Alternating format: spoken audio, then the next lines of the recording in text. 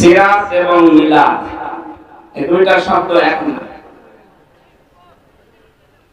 মিলাদ শব্দটা বিলাদুন থেকে আবিষ্কৃত, এর বাংলা অর্থ জন্ম। বাংলা কি বলেন বলেন?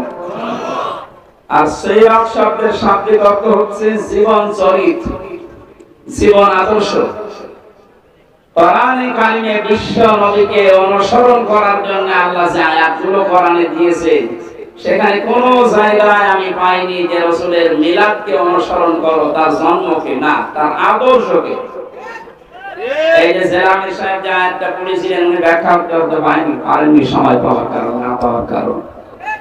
لقد كان لكم في رسول الله أسوة حسنة لمن كان يرجو الله واليوم الآخر وذكر الله كثيرا। সূরা আনফাল 21 নম্বর আয়াতে আল্লাহ বলেন, অবশ্যই আমি আল্লাহ তোমাদের জন্য মহত্তম আদর্শ লুকিয়ে রেখেছি রাসূলুল্লাহর জীবনে। নাটোরবাসী এখানে অনেক আলেম বসে আছে, আপনারা না শুনলাম ওনাদেরকে শোনাচ্ছি, ভালো করে খেয়াল করেন।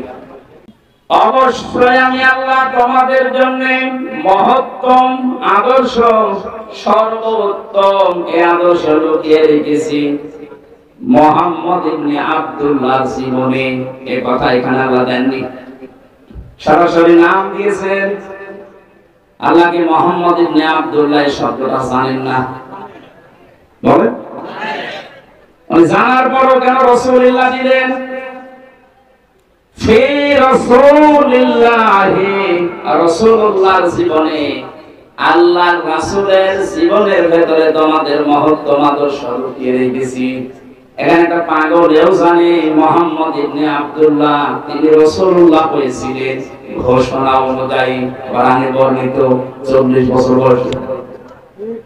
যদিও উনি জন্মের আগে, পৃথিবী তৈরি হওয়ার আগে ওনাকে যখন আল্লাহ বানিয়েছে, ওই সময় থেকে তিনি নবী।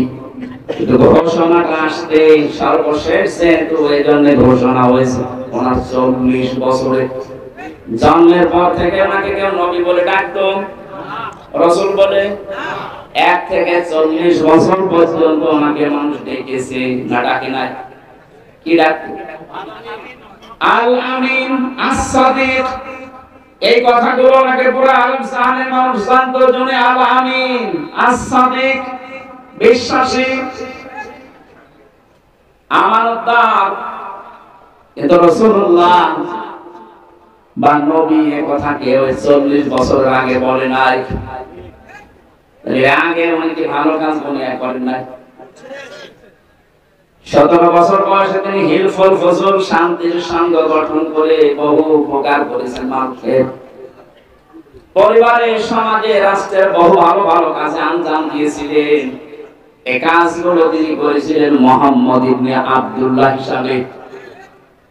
কিন্তু যখন রাসূলুল্লাহ হয়ে গেলেন 40 বছর বয়সে, এই মানুষটার কাজও পাল্টিয়ে গেল।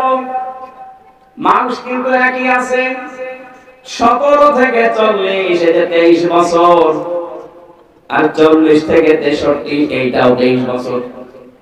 কথা বলেন না? আগেও 23, পরেও 23। যখন তিনি কাজ করা আরম্ভ করেছিলেন ওই সময় তার বয়স 17। 40 বছর একাধারে বিভিন্ন সংগঠন তৈরি করে চেষ্টা চালিয়েছেন, কিন্তু কাঙ্ক্ষিত মানের শান্তি আনতে পারেন নাই। যদিও সংঘর নাম দিয়েছিলেন হিলফুল ফুজুল, শান্তির সংঘ। শান্তি কায়েম করতে পারেন না তার একটাই শর্ত হচ্ছে তিনি এই 23 বছরে কোরআনে কারিম পান নাই। কোরআন না পেলে এত বড় মহামানব শান্তি 100 বার কায়েম করতে পারেননি। যখন তিনি 40 বছরে কোরআন পেয়েছেন, বাকি 23 বছর 63, 40 থেকে 63 এই 23 বছরে এমন শান্তি স্থাপন করেছিলেন, ঘোষণায় দিয়ে গিয়েছেন খায়রুল কুরুনি করনি, আমার যুগ শ্রেষ্ঠ যুগ। যেটা থাকলে শান্তি স্থাপন করা যায়, কায়েম করা যায়, তার নাম কোরআন। কথা বুঝতেছে? কি মনে হচ্ছে আপনার?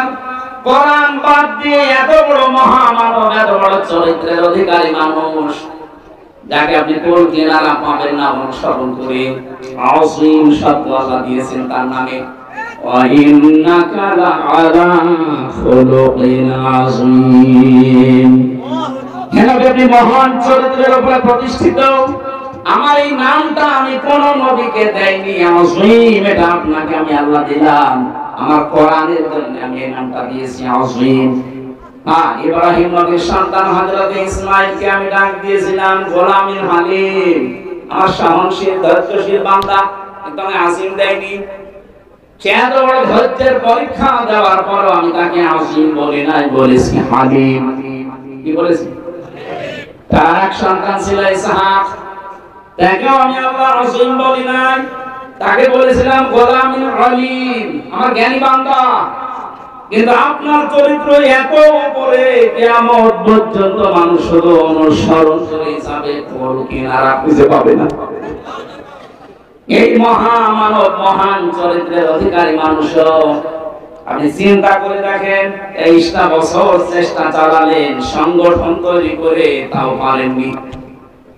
এত বড় মহারথী যদি না পারে, পৃথিবীর আর কে পারবে কোরআন ছাড়া শান্তি স্থাপন করতে?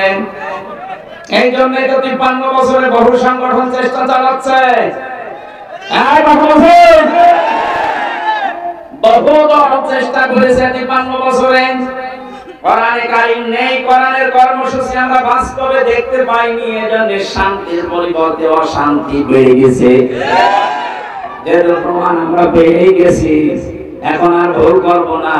নবীজির বাকি 23 বছরে যে কোরআন হাতে নিয়ে তিনি চেষ্টা করে খায়রুল কুরুনি পানি উপহার দিলেন, ওটা যদি এদেশে আমরা দেখতে চাই, আমাদেরও কোরআনের কাছে আসা লাগবে।